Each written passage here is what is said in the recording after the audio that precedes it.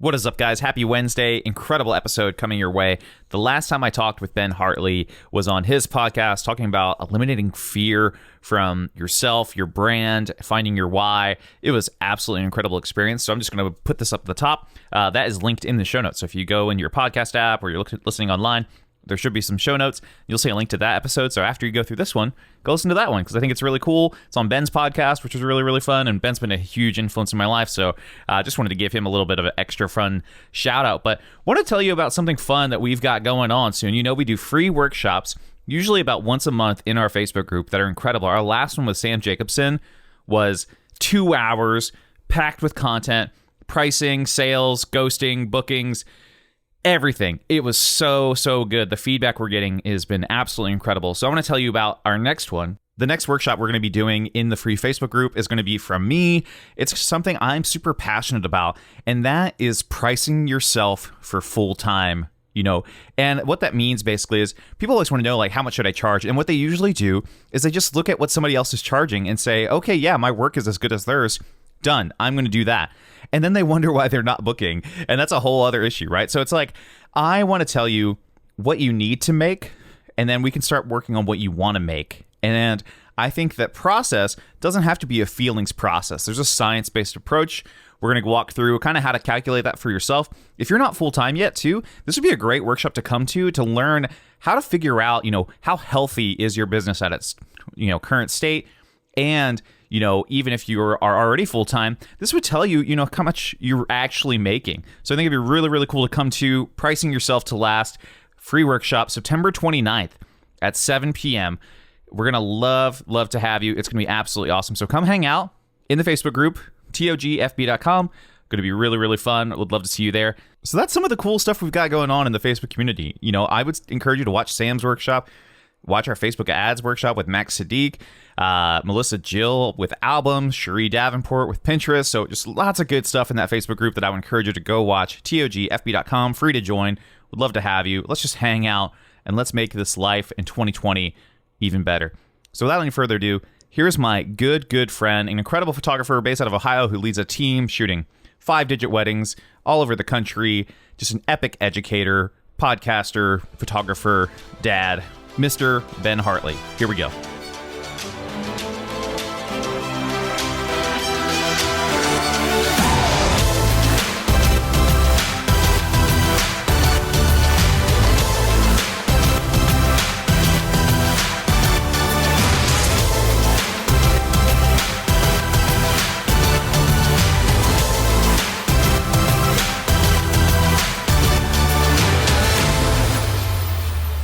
Ben, so I am super pumped to have you on. We had some technical difficulties to hopping in, but that's the story of our lives, right? People who start doing more than just photography, right? Like, of course. When was the last time you even thought about your camera when you weren't shooting? You know, it's seldom ever something that happens in our lives. But now we both have podcasts. You know, I just want to hop in and obviously say that you were a big influence on my life. We've talked about this on your podcast before. And, you know, and I've learned and had success because of things that you have mentioned and resources you've put out. So it's always really exciting to have people on that are, you know, I look up to as like heroes and people who are doing a good job. And then now, you know, get to talk as, you know, almost colleagues, you know, do podcasters. So I love it, man. So welcome to the show. Welcome to the Bearded Talk, man. Thank you. Thank you for having me. And dude, on that note, this is one of my favorite things is when, first off, I didn't even know that like that's maybe the place that you are at in regards to a relationship with me. And I there are certain times that I have a very clear understanding that there is almost a student, you know, teacher relationship, meaning, you know, I host this workshop at my house. I have 20 photographers who come out.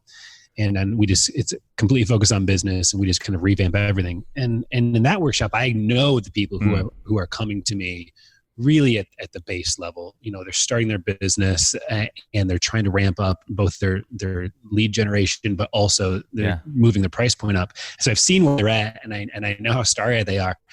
And then it's so amazing to me that like within 2 years, sometimes people within a year, like how they just shoot right up to the ranks and they find their niche, they find their angle, and I start learning from them. And I have them on the podcast, and I'm sending my audience them, and it's a really amazing thing when like this, like the student becomes the master. Sure, And I sure. say student in air quotes because I'm still a student, man. I'm not the master. I think I'm damn good at a few things, but man, there's everything else that I'm not.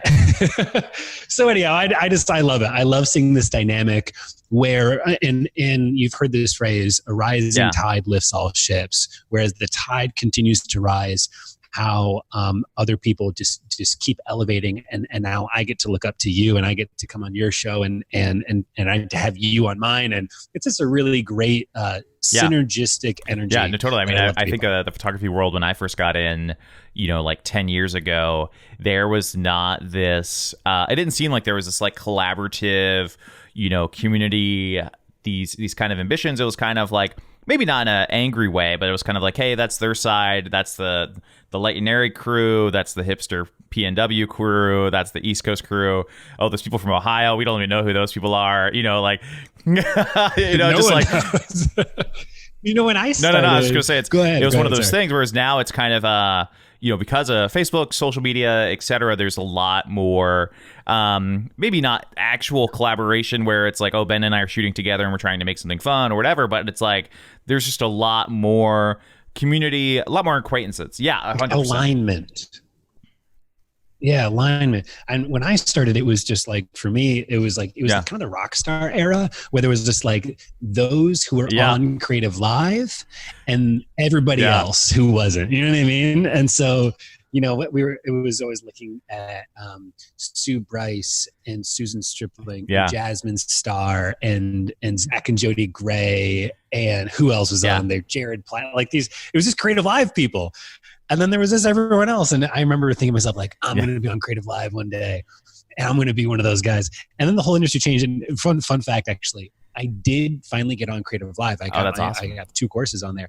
But I was literally the last, like the month after they recorded my class, like Creative Live shut down. No, it didn't shut down. Like it still exists, but it just like tanked. Wow. They fired everybody. They're no longer doing like it completely died off. But hey, I hit my goal. You finally, but it's like no one cares anymore. You skirted in, for sure. So. That's one thing. I totally did. That's one thing I'm really passionate about, at least with the podcast and my story, and just kind of how I approach the educational aspect of things. I think things have changed, right? You might look at 10 years ago, we looked at Susan Stripling and Jasmine Starr, and we're like, that's what success is, period. Like that is what it is. And kind of funny enough, one of the things I tell all my mentees and kind of walking them through this thing, and I've had to realize for myself, was that I can be a non-celebrity and still be successful. My bills are paid. We're saving money. We got retirement. The family is happy. There's nothing they want or desire.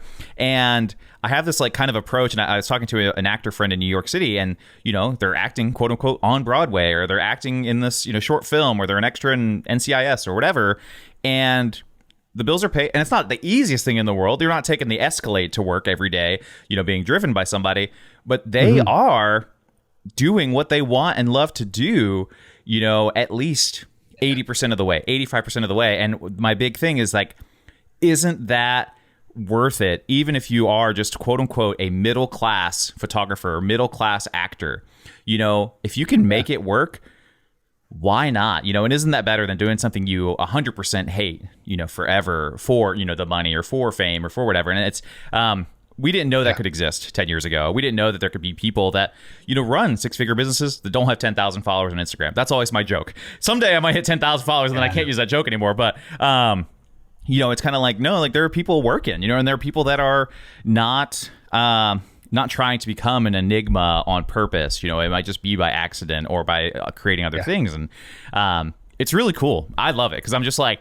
you see other photographer stories, and like if you met a photographer in Iowa and they said, hey, I gross, $85,000 a year. My expenses every year about $10K. We'd be like, That sounds great. Like you're doing a great job in Iowa. With maybe they have a low cost of living, and they're killing it. They get to do what they love to do, and the hope is that they can do it as long as they like. And my theory is like, if I only get to do this for 10 years, I'll be satisfied that we got to do it. But all that to say, yeah, man, I love this. This is great. We're gonna go like 10 hours on this podcast. We're gonna go Joe Rogan length. I love it. I'm cool. So I want to dive in. I want to get a little bit of the backstory. On you, like I found your education, I want to say like 7 or 8 years ago between Booked, the original Booked, and then your wedding show, your bridal show guide. It was like a 3.5 hour monster video. I remember watching it, going back through it. And, but what is your story as photographer, and how long did you do that before you got into education? What was that process like? Man. All right, let's kind of rewind here. Let's set the stage. So the year was 2010. It was like, that was 2010. And oh man, what a kid I was. It's so funny just thinking about it. So, I had 3 strikes against me back then in terms of just like life decisions. So I was an oil painter in school. So classically trained oil painter, like a lot of like this old dead guy techniques from like the 18th, 19th century. And that was my focus. That's what I came out of college doing, was making oil paintings for people. And it's not that it's hard. It's just really hard to make a living, like just making oil paintings. And so in Ohio, at least. Now, so I was doing that. On top of it, I was in ministry for a couple of years, and I love phrasing it this way because it turns out like ministry, it's not the most lucrative thing when you're doing it right. And so there was that. That's the second strike against me. And then the third one was the week that my wife graduated college, we got married. And so we were faced with student loans and debt and just kind of all of that going on. And so wedding photography came about as a plan. Really, I'm not sure what it was. Probably a plan B for me. My wife and I, newlyweds, we were just sitting in our little 1-bedroom apartment, and we were kind of looking at all the options. And we're like, I need to start making money. And so step 1 was I went and I got a job as a server. I went and started waiting tables, which PS, right now, if you need money and you have people who are relying on you, you've got a husband or a wife or a child, it might be time to go get a job waiting tables. No bad, no judgment, all good. And then build up this amazing business of yours.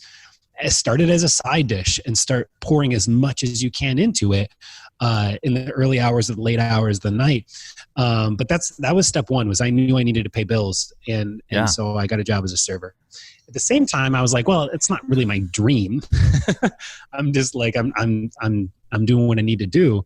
And so we started the photography business. We kind of just like spoke it into being. Yeah, it was after you got married, right? Fingers.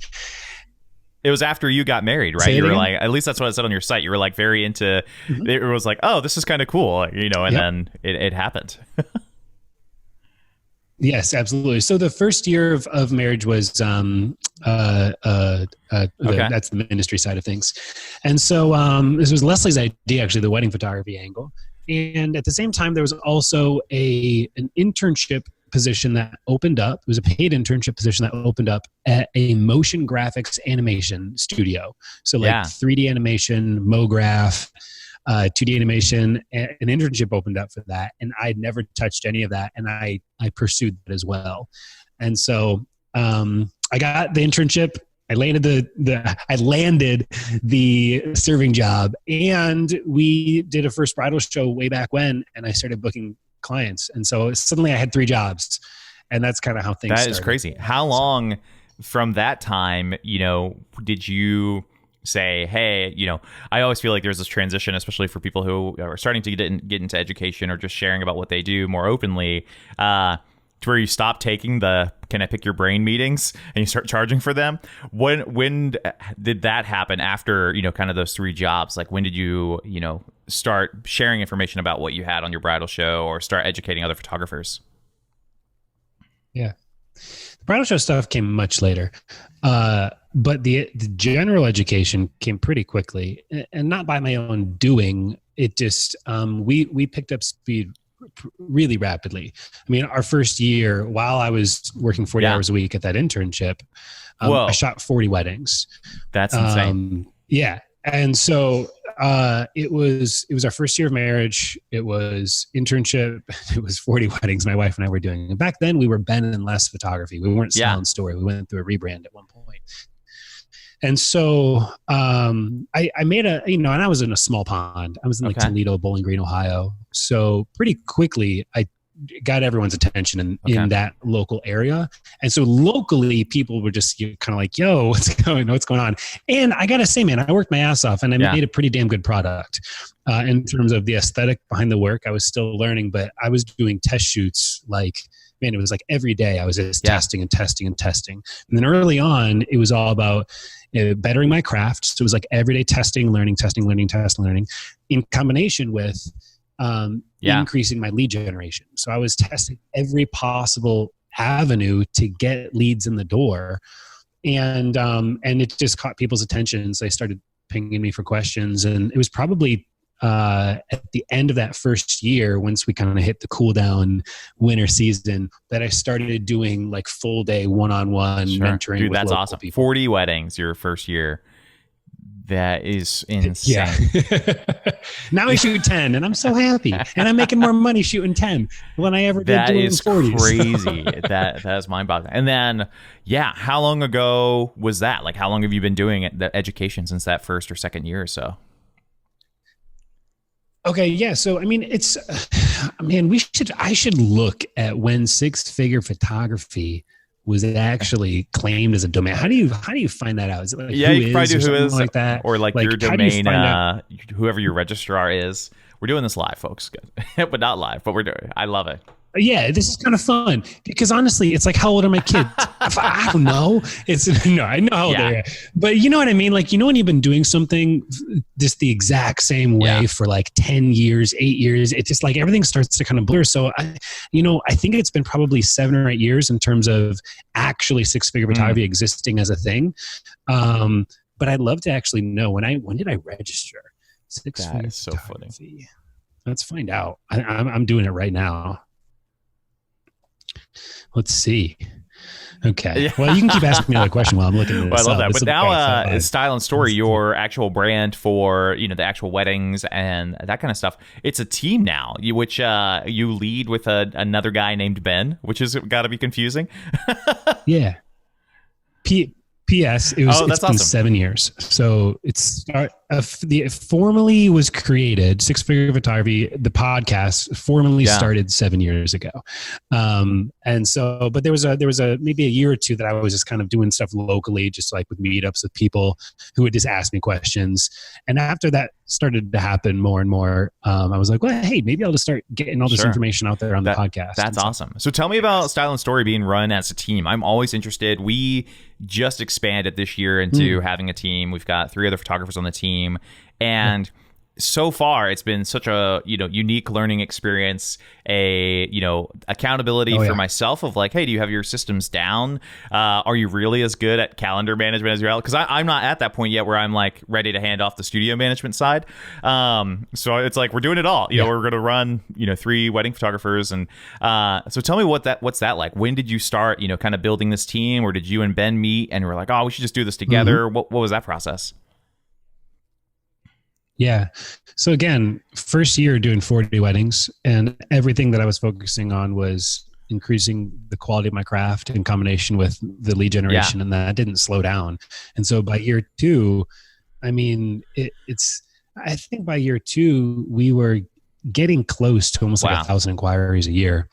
And so already you're just like, well, I'm turning away so much work. Like I stopped at 40 because I wanted to have some sense of a life. And so we were turning away so much work that my wife and I started to talk about like, well, what would this look like, to kind of expand the team. We had those conversations, but we kind of got shelved. So in the process, I think it was 2012, Ben Adams reached out to me. It was never actually my goal, Adam. It wasn't even like I didn't pursue it. It just kind of happened. Some guy saw the work that I was doing, and I think he had heard maybe from some people who had done some mentoring with me. This is when it was just casual, it was just like local people, like just grabbing some time with me. And so Ben Adams reached out to me, and he and his girlfriend at the time. So get this. So my wife is Les, so Ben and Les. And then Ben Adams, his wife is Lace. So it's Ben and Lace. That's awesome. So he reached out to me and he's like, hey, I'd love to have a conversation about photographing, for you or with you. Take a look at my work and let me know if that's something we can discuss. And I took a look at his work and it was so bad.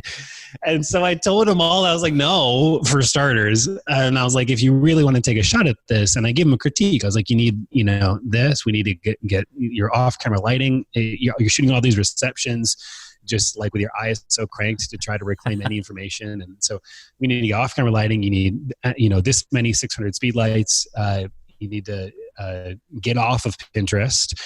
You need to start doing some testing on your own. Anyhow, and then this kid came back in 3 months, and he's like, "Hey, I sold my drum set. He used to be in a band. I sold my drum set. I bought all the gear that you told me to buy.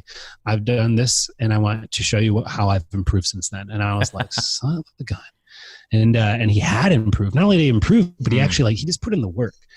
And so many people, they're given advice. They ask for advice, and then they just don't get around to doing nothing. And Ben got around to doing something, and so we started to entertain a conversation. And he came on full time in 2013. Then that's the year that we also made the rebrand. That's cool. Was that scary at all? Again, asking personally, but also professionally. To go from Ben and Les to Style and Story, right? Because 100%. Yep. Oh, it was. It was absolutely because again, we were a big fish in a small pond, right? Everyone knew us in Bowling Green and Toledo area, and so we had really started to carve that out, and to leave that behind and to make a whole big shift.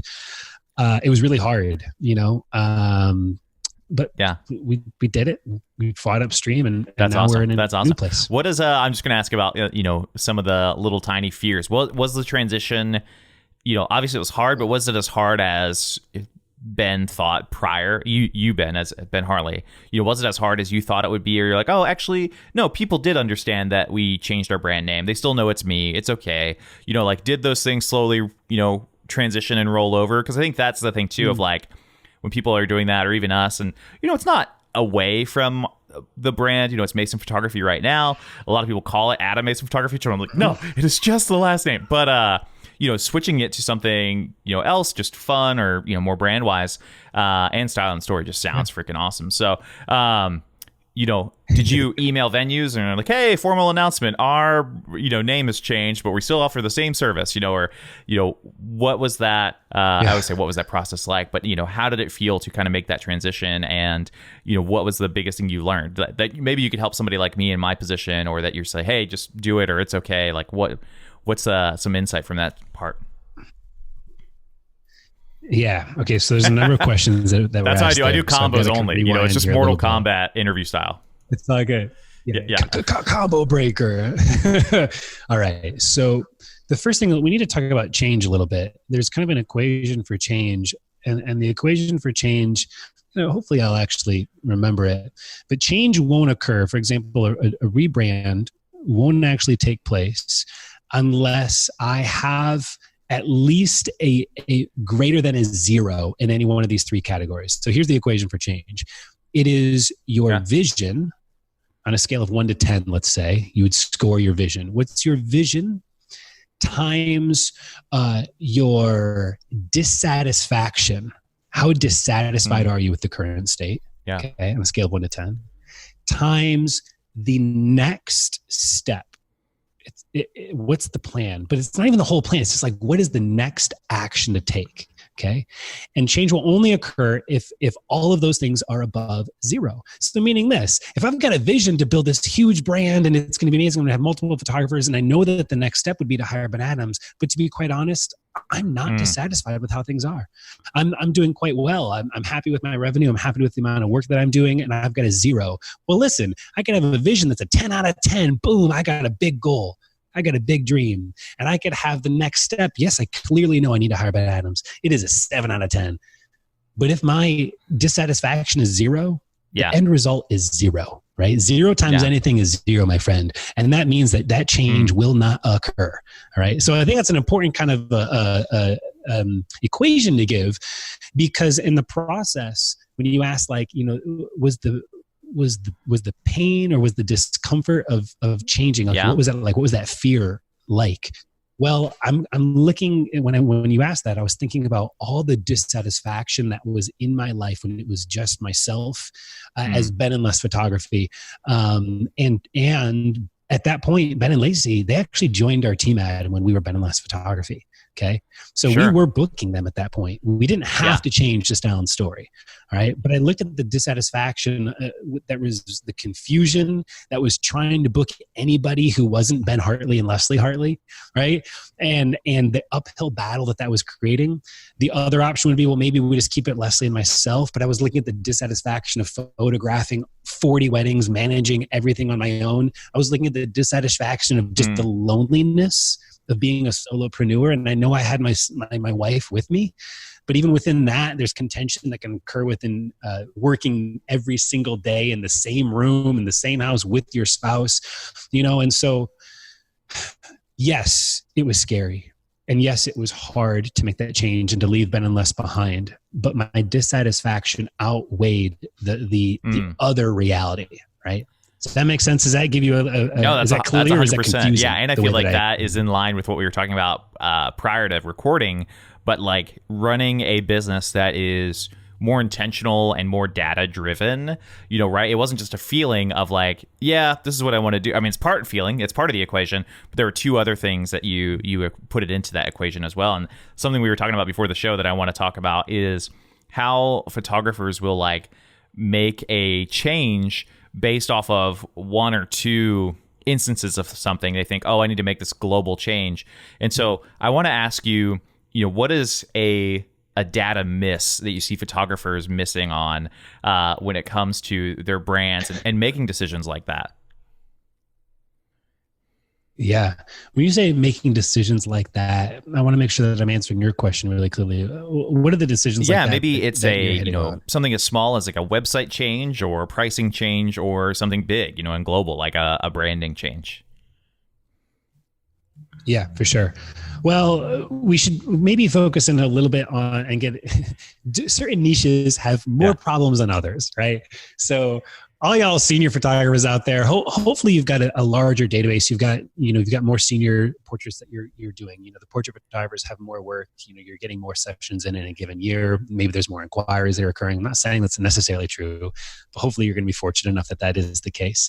And then there's us wedding photographers that there's less data points. We're getting less inquiries. We're certainly shooting less weddings than most likely a portrait photographer is photographing. And so we've got pretty much everything to go off of. And that tends to result in, I forget the actual, the language around it. There's a term that has to do with the essentially like the error that occurs when you're making decisions based off of low data entry points. Are you familiar with what that term is? I feel like the other end is diminishing returns, but I don't know what it is when it's the beginning, when it's like diminishing starting point. Well, it's essentially, it goes like this, just to give you guys a really clear example, right? So this is what I hear all the time when I'm coaching people. Hey, Ben, okay, so what I've heard you to recommend doing is maybe to text maybe a lead instead of email them. Well, Ben, I did what you said and it didn't work. So I'm going to go back to doing this other thing. And now a couple of things. Usually the other thing that they're going to go back to doing, it's really just something that they're more comfortable doing, right? So they're looking for the out. But they say this, Ben, I've tried it and it didn't work. And I'll say, interesting. Okay, so tell me, for starters, how many times did you try it? And they'll say, Ben, I heard 3 no's last week alone. Interesting. You heard 3. Out of how many people? Out of 3 people. Okay, so you're going to change something. I feel like I could flip this cup over on its end and I could land it 3 times, or I could chuck it across. Like 3 times is such a small data point. I mean, I could roll a 6-sided die 12 times and land on 6, and that wouldn't be crazy. It'd be like, oh, wow, that was. And so I think one of the things that I would recommend in that situation is to try to find the data points, to try to find a photographer who's actually been in business for 10 years and has thrown the dart at the wall 400 times. And this is what he's experienced. There's something along those lines. So pretty much it ends up being a lot of decisions being based entirely off of an opinion or a feeling or something that they've made up, right?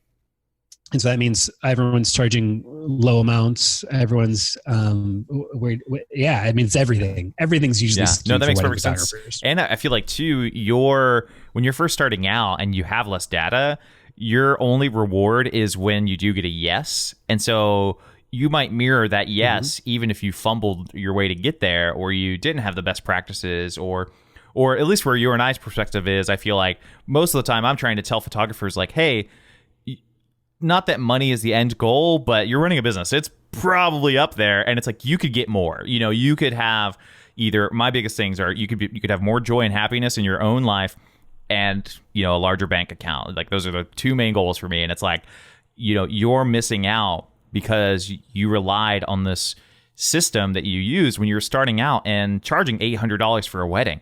Things are totally different. Your decision making has to be different. How you present things, your branding, etc. Like I hear like different mentees' voices in my head, like you mentioned, when it's when they're like, oh, I tried this thing and it didn't work, and you have to commit to trying it multiple times. Like if I only worked out, I rode my bike once this week. Did I lose 100 pounds? No. Like I have to keep going and trying and have that consistency going. But I think that's a whole other topic too. Hearing no. How do different people adapt to saying or to hearing no when they're told no, especially when you run our business, especially at the beginning? We're like, oh, are they saying no, not just to style and story, but are they saying no to Ben or just one Ben, and you're like, oh, is Ben good enough? Yeah. And then you have to deal with all that issue as well. And it's like people, it's just more and more reasons why, the other side of the equation of why people like hide from the change. But again, they don't have that much data to go off of, or like, my favorite thing right now, and I'm not even sure I'm going to look live just for fun. So for us, you guys get a ton of leads every year, and that lead is defined by them filling out your contact form on your site. But if we go to any workshop, if you and I went to almost 80% of wedding photography workshops right now, they'd say, hey, eliminate friction. They'd say only have 3 fields in your contact form. And I think, at least for me, at the beginner starting, or earlier places in your business, as you're becoming less selective, at the beginning you're trying to make things work, totally agree.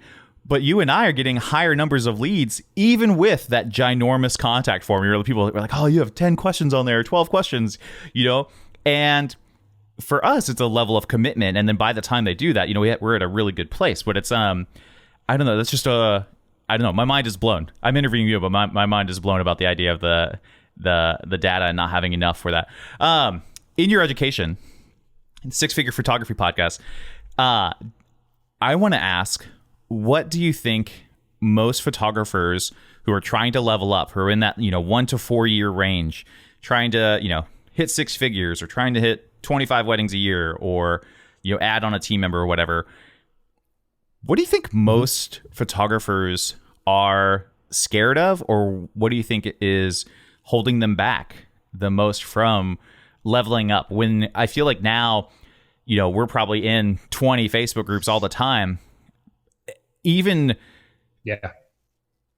with those, I feel like you get 75% of the way there. Those people still aren't executing on that information. So what do you think is that, what is the number one thing holding people back, you feel like? It's a mindset thing. They're asking the wrong questions in all reality. And because they're so focused internally on themselves. And so the question that they're asking, it's not a wrong question to ask. It's not a bad question to ask. But it's a question that when you ask, it will get you only a certain level of result, right? And then the level of result that you'll receive will start to diminish. And so the question that most photographers are asking in every group, including my group, is how do I make more money with photography? How do I get someone to hire me for a higher price point? How do I increase my prices? How do I book more clients? And even as I'm saying these things, I bet your listeners right now are like, those are great fucking questions. Those are actually those are all the questions that I didn't think that you were going to say these. Those are all questions that I'm asking. Those are all completely appropriate questions. And it's fine. It's great. Good questions. Yes. Fine. But you'll hit a plateau. And this is where most photographers go to die, in this middle ground of like, hey, I'm averaging as a wedding photographer 3,500. I'm averaging as a wedding photographer 4,000. I can't seem to break through to that next tier. Maybe they're averaging 5,000, but they're still kind of stuck in the middle, and they want to get into a higher level of operating in their business, right? And so instead of asking that question of how do I make more money, instead of asking the question of how do I increase my prices, instead of asking the question of how do I generate more leads, if you can start to actually turn this around and start asking the question of how can I give more value? Instead of how do I get more money, it's how can I give more value? And it's actually just when you switch that around a little bit, when you just turn it on its head and you actually completely immerse in that question, completely immerse in it, it will change your behavior. When you change what you believe, you change what you do. It will change your behavior, and it will create an opening for much higher returns. And so that'd be the intro to that bit of a conversation. I love that. No, that's something I talk about on the podcast and mentees is this thing. It's not a unique phrase by any means, but it's this idea of disproportionate value. And at least for us, and let's say looking at styleandstorycreative.com, you look at that website and you say, wow, this photographer is really good, or this team's really good. They feel like a $20,000 photography team. That's what I feel like they start at for weddings. Then they email you and you say, hey, we start at $9,500. Well, for them, they're like, oh, that's an easy buy. That is an easy buy. I always tell my mentees the example of like, if we're going out for lunch and we go to McDonald's and we want a Big Mac, I expect to pay anywhere between $5 to $9. $9 would be like New York City. $5 would be like anywhere else for this Big Mac. But if they say, hey, that'll be $86, I'm going, nope, that is not worth it. That's disproportionate in the wrong way to what I want versus, again, it's worth it to, not have to cook, or it's worth it for our time, or it's worth it for taste, or worth it for experience, or they're going to clean up or whatever.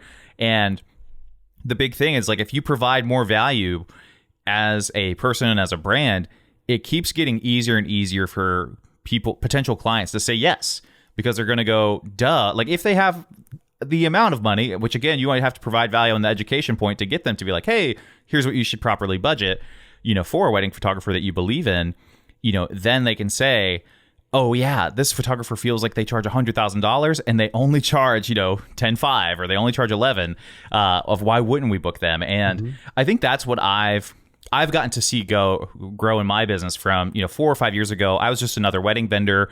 I might have been the fun one. I'd been like, oh, there's a fun bearded guy, could be Santa's grandson, totally cool dude, whatever. His photos are a little bit different for DC. And as we kind of grew and, evolved in our brand, what's happening is what I feel like a lot of photographers want, what I wanted, where you have couples who, one, have been following your work for years, and they've just been ready to book you. So they were like, hey, well, you can charge us whatever. And also couples who find your work and go, yeah, this resonates with us, and that is so valuable to them. and the price is just a number at that point, at some level. And it's but all the choices to get there, as we've talked about, were all scary ones, right? Like sharing more, providing more value, thinking of yourself as an authority and the expert in something is always kind of nerve-wracking. Like, do I know about this? Can I talk about this? But it's like, sure, you have to go with what you know. And it's one of those things too, where the proof is in the pudding, and it happens. And you and I watch this happen every day. You get these texts, you get these DMs, and you're like, "Hey, I booked my highest package wedding." You're like, "Great, raise the price." I forget the old photographer from back in like the early 2000s, and that was his thing. And then all of us were like, "Oh, okay, like your package one should be a Hail Mary." But yeah, anyway, I'm blabbing, but I just think that is one of those things too that disproportionate value, like. Make it easy for them to say yes. And it's not to hurt you and be like, oh, well, then I guess I'm losing X amount of money every time I'm booked. But it's the idea of like making it more obvious of a decision, Yeah. And when we're talking about disproportionate value or even just value in general, this is where we get into the woods a little bit in an exciting way, in a way that I think is different than pretty much everybody else in this industry talks or considers value, which is what I'm all about.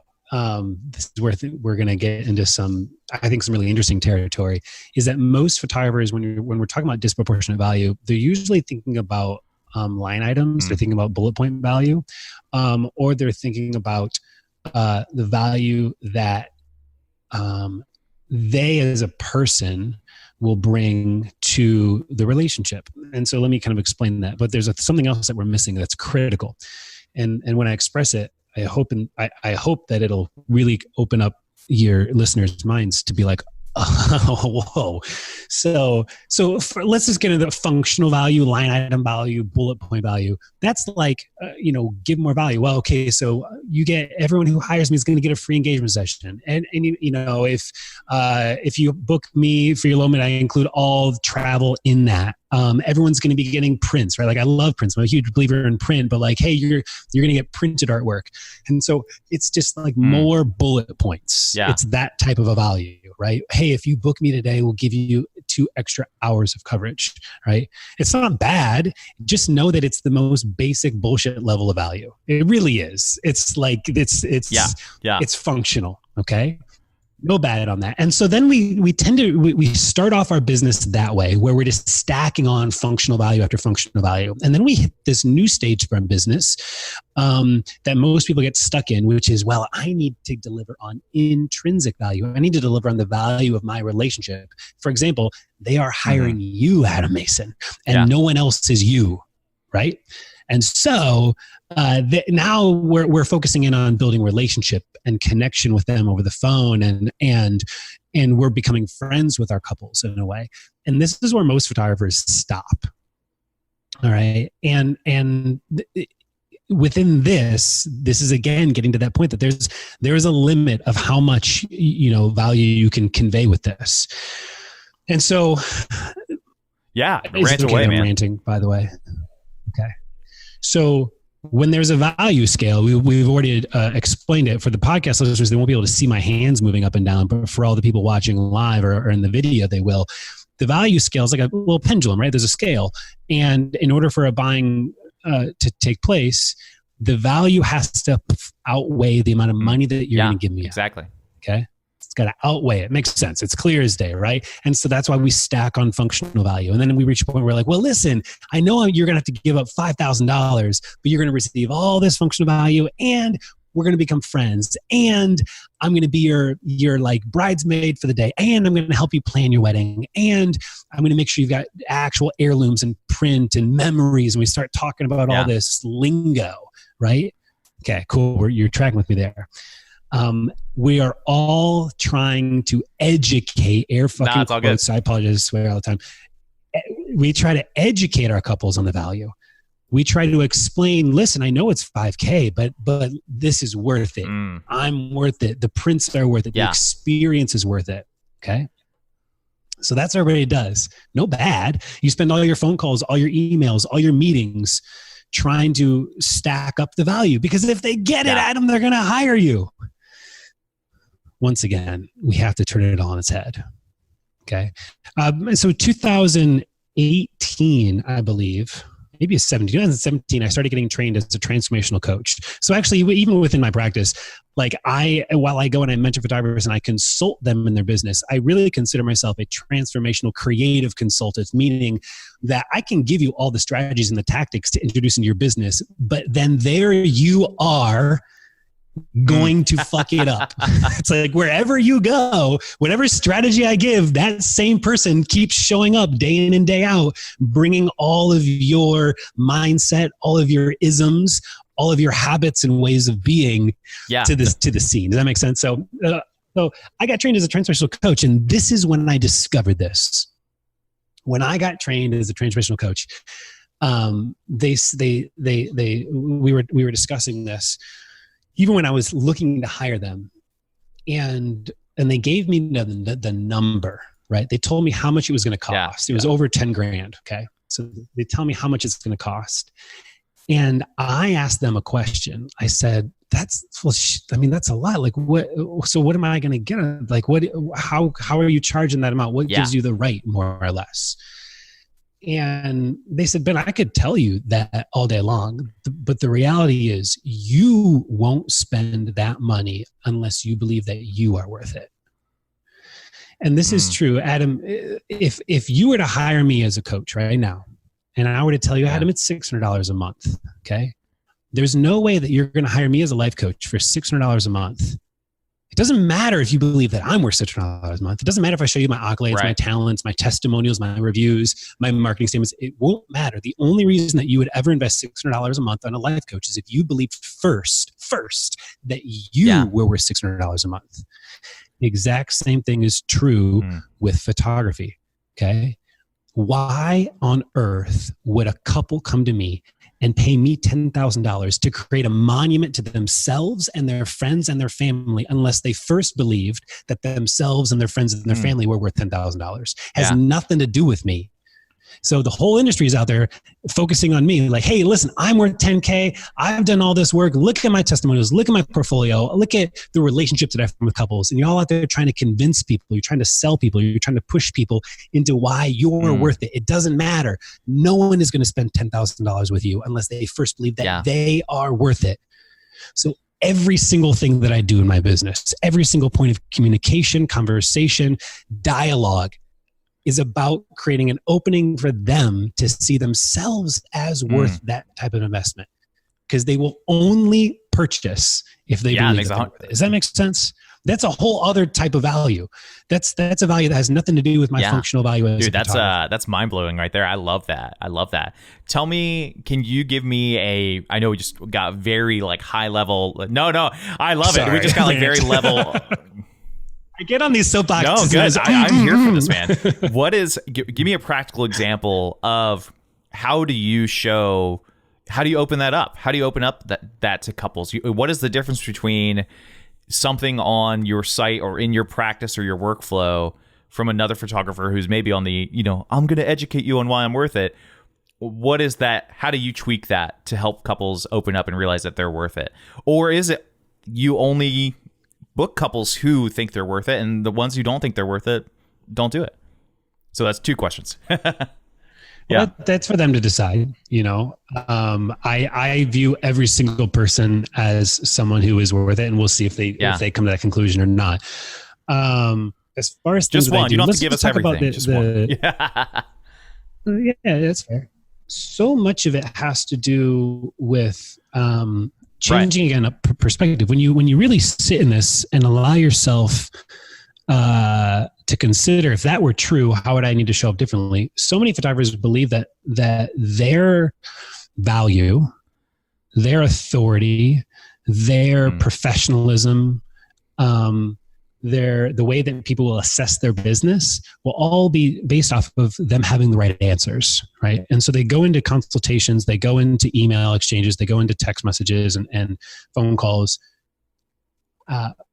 essentially prescribing, giving all of the right answers.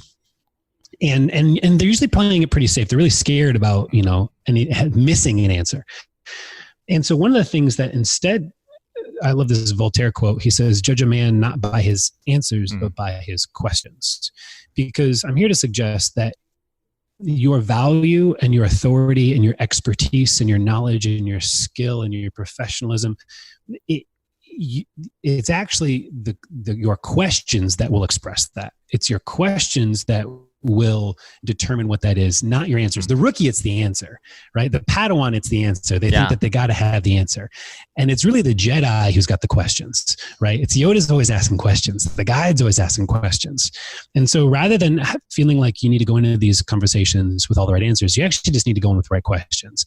But we need to start asking the right type of questions, because I know you all ask questions. They're not bad questions. It's just going to give you a certain result. So they're not bad. It's just going to keep giving you more of what you're already getting. And so the questions that so many photographers are asking are, how did you propose? They're questions like, tell me more about the wedding day. They're questions like, what kind of photography do you like? They're questions like, so do you really respond to authentic, candid photography? No bad, they're fine questions, but these are questions that are going to give you data points. They're questions that aren't for the couple. They're actually all for you as like a reporter. You're interviewing them and you're kind of receiving more or less mindless data. But it's not questions that are allowing them to see themselves and their family and their friends as worth it, as lovable. It's not creating a new awareness of that.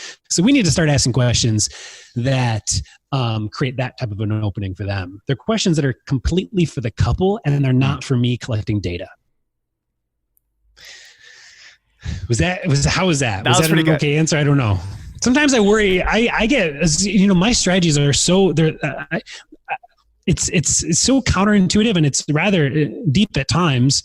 And so I concern that when I go off on these rants that it's not connecting. So please drill in if you need to. So I want to know, give me an example. So swap out, the question, what's your vision for the wedding day, for what's a Ben Hartley question there? What is that kind of question to help people show their value, show their worth? And again, don't sell the farm, but help me. What is that? Again, what's that paradigm shift? I don't mind, man. I give away everything. It's all good. So here's the reality. It's depth over width. Everyone's asking width questions, right? And there's so many questions that's over shallow basis. So it's shallow questions, but a whole fucking lot of them. Okay. What we need to do is we need to go depth. And so when I say a depth question, what I mean is don't just accept what you hear as something that means anything to you. Because let's be honest, it doesn't mean shit to you. You don't know anything. So what I mean is this, Adam, how are you doing today? Doing all right. Yeah. Sounds good. Okay. So already that was bullshit, right? So how are you doing today? It's like a width question. It doesn't mean anything. And you gave me an answer that didn't mean anything either. Didn't mean anything to you, and it didn't mean anything to me. You said, all right, I'm doing all right. So here's a better question. So Adam, when you say you're doing all right, what does that word mean to you? Just like, what's all right like? That's amazing. All right is I just want to play along. So all right is a 6 out of 10 on the scale of, it's okayness. That's awesome. Tell me more about this scale, right? Yeah, what's a 10 out of 10? I don't even know. There's probably only a few moments in my life where I've experienced a 10 out of 10. Man, we're about to get so real here. Oh man, what probably wedding day, booking my first 6-figure client, I'm trying to and going full time with the photography business and having it work. I think those are pretty close, and there's probably a few beach times in there. Love the beach. I feel a lot of freedom there. Man. Yeah. That's cool. So we can keep role playing this all day long. But notice what I just asked. First off, I defined a term and label because you gave me some bullshit just to get me off your back because you wanted to be comfortable, right? And then I held you accountable to the words that you said. You said, I'm doing all right. Well, what does all right mean? Yeah. So tell me more about that. What does that mean? And then you said, it's 6 out of 10. And I said, well, tell me more, right? So the questions that are depth questions, it's literally this. Whatever you say is the way. It's like you said it. I'm just asking you, what does this mean? So tell me more. And what else? What does that look like to you? Right? And I'm just going depth. And it is amazing what you will discover, Adam, when I start actually going depth with you, and the discoveries that you will have, not that I'll have of you. These questions that I'm asking aren't for me. They're actually for you to come to a new awareness. And so when you start asking these type of questions around the people that are going to be in these photographs, they become aware of, they become awakened to a new perspective of the value that they have for those people. I love that. Part of me wants to like keep asking more questions about that whole process. But I want to ask you, going back to kind of a more functional business operations question, and as a guy who I love asking people this who have been in the industry for 10-ish plus years and have changed that brand, right? Like we started our conversation of 40 years, first wedding, Ben and Les, and then Style and Story rebrand, build the team. What does the next 10 years look like for you individually and Style and Story Creative? And this is more of a candid conversation in the sense of like, does that look like, will you still be doing what you're doing now in 10 years? Will your role change? Yeah. What are some things you're hoping and planning for and hoping to execute in the next 10 years? What does that look like? Yeah. Well, I got 3 little ones at home, right? So I have 2 boys who happen to be twins. I got Alex and Colton. I got a 5-year-old daughter. So she'll be 15. Junior cricket. A house full of teenagers. I don't plan to put down my camera. It's going to be a lot of photography still. And I honestly, it's like, I imagine it's going to be similar to what I'm up to now, where I'm still shooting 10 weddings in a given year, and I'm continuing to pour into this industry. And so if who knows what will happen in the meantime. I do see there being a more emphasis on the transformational coaching side of things. I could see that even becoming a more emphasis there. So it's not a great answer because I'm really happy right now. I'm not looking for more. No, that's awesome. That's cool. I'm always curious about that. Of kind of like, what is that goal? Or do you say this is how life looks and this set of boundaries that I have, and I think this is the peak of what I can have. Let's enjoy this. These are now officially the good old days. So let's ride with them. Yeah, I'm enjoying exactly what I got right now, and I don't want to shoot more weddings. I'm enjoying averaging that $10,000 mark. I'm not going to be trying to crank that higher in Ohio. I'm satisfied with where that's at. I just, if anything, like just continuing to pour into more and more photographers, businesses and lives. I do host a workshop at my house called Abundance. It's like a 3.5 day long workshop, completely dedicated to a lot of the processes that I've kind of explained here, but completely changing people's businesses. And I would like to ramp that up. I'd like to, normally I only do 1 or 2 a year. And so I just want to start impacting more businesses in a more meaningful way. And it's fine to do it on the podcast. It's fine to do it in these type of environments. But when I can actually get face to face with someone and spend 3.5 days, I can really change someone's life. And I've seen the results that, we've done 8 or 9 of those. And I've seen photographers' lives get completely changed. And I just want more of that.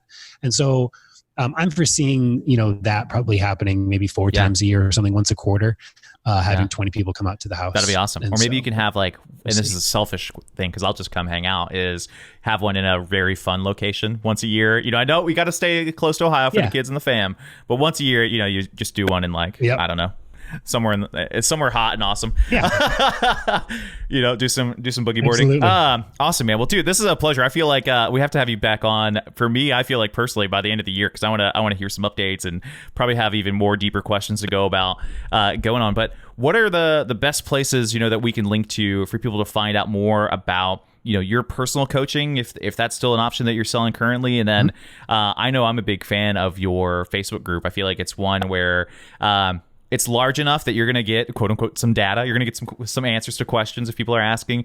You go live all the freaking time in there. I feel like, 5 days a week, that is 250 times a year. So that's bonkers. Yeah. So tell us a little bit about that. Where should people go to find out more and get more Ben Hartley, not Ben A yet?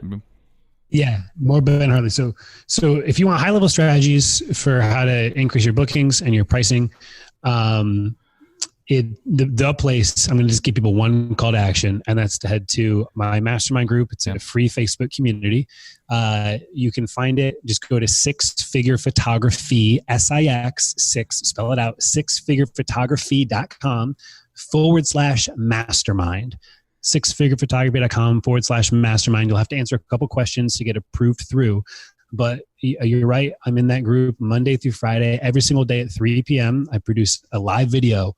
And they're just live content on things that I'm working on within my own business. And there are a lot of these ideas to help you guys really in those value conversations. And then twice a month, I do dedicated workshops in there. They're free workshops. I ain't going to sell you shit at the end of it. But dedicated workshops just to really help to drive a single idea home. The most recent one that I did is a pricing workshop on how to earn more money with your weddings without raising your prices. Right. So like, what are some strategies? What are some ways that we can actually reposition and build out your pricing that if you simply flip these switches in your business, you will simply make more revenue? It was an incredible workshop. And so all those workshops are stored in the units tab. But please, that's the place to go. Awesome, dude. I love it, man. Well, hey, thank you so much for coming on my podcast. It was an absolute honor, and I think it's really cool. I'm also going to link to our episode on your podcast. So if people here like podcasts, if you're listening to this, so Six Figure Photography Podcast, one of my favorites. There are now a lot of podcasts out there. There were not this many when Ben started and when I started. So your mileage may vary, but definitely highly recommend. And dude, thanks for coming on all the time. Love it, man. Man, what a freaking fantastic episode with Ben Hartley. Love that guy. He's one of those people where I've just been following him. I feel like Ben has been in my brain since I started doing this photography thing. He's probably one of the first educators I ever saw offering free content that didn't suck, honestly, that was valuable and useful for my business. And I've learned a lot. And I think we implement a lot of that in our team here now and some of our strategies. So really, really cool. Encourage you, check out Six Figure Photography Podcast and his mastermind group, Facebook group. Super, really awesome. Super, really awesome. That's a technical term. And yeah, we will see you guys next week. Have a wonderful day, guys. Keep being awesome. Thanks so much.